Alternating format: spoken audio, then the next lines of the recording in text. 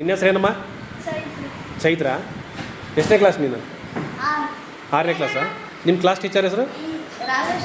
ರಾಗಶ್ರೀ ಟೀಚರಾ? ಈ ಲೆಕ್ಕ ನಿಮ್ಮ ಕ್ಲಾಸ್ ಟೀಚರ್ ಯಾರು?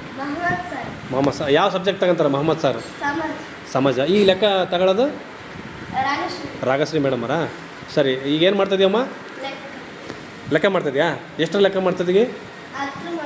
10 ಮಗ್ಗಿ ಅಂದರೆ 4010ನ ಎಷ್ಟು ಭಾಗ ಮಾಡಬೇಕು?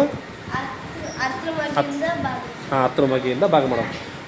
ಸರಿ ಮಾಡೋ, ಹೇಳ್ಕೊಡ್ಬೇಕು ಎಲ್ಲರಿಗೆ.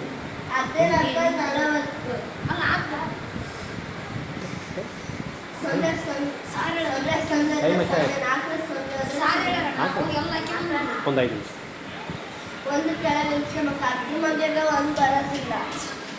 ಅವಾಗ 0 ಕೆಳಗೆ ಇಳಿಸ್ಕೊಬೇಕು. 2 ಸಂಖ್ಯೆ ಇಳಿಸ್ಕೊಂಡಾಗ 0 ಹಾಕ್ಬೇಕು.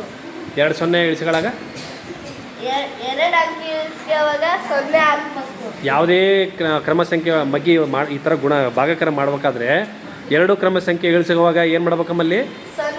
0 ಹಾಕಲೇಬೇಕಾ? ಹಾಂ, ಅಂದರೆ ಈ ಕಡೆ 0 ಬಂದರೆ 0 ಹಾಕ್ಬೇಕಾ? ಈ ಕಡೆ 1 ಬಂದರೆ 1 ಹಾಕ್ಬೇಕಾ? ಯಾವುದೇ ಎಷ್ಟೇ ಬರಲಿ 0 ಹಾಕ್ಬೇಕಾ?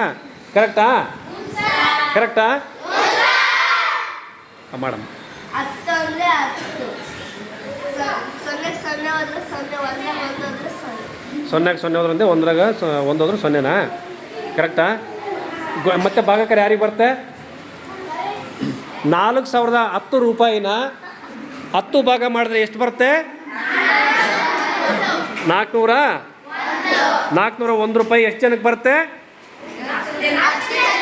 10 ಜನಕ್ಕೆ ಬಂದರೆ ಎಷ್ಟಾಗುತ್ತೆ ಟೋಟಲು? ಇಷ್ಟಾಗುತ್ತೆ. ಕರೆಕ್ಟ್ ಲೆಕ್ಕ ಇದು? ಓಕೆ. ನಿಮ್ದೆಲ್ಲ ಯಾವ ಊರು? ಯಾವ ಊರಮ್ಮ? ದೇವಲಾಪುರ. ಯಾವ ತಾಲೂಕು? ಜಿಲ್ಲೆ? ಬಳ್ಳಾರಿ. ಓಕೆ.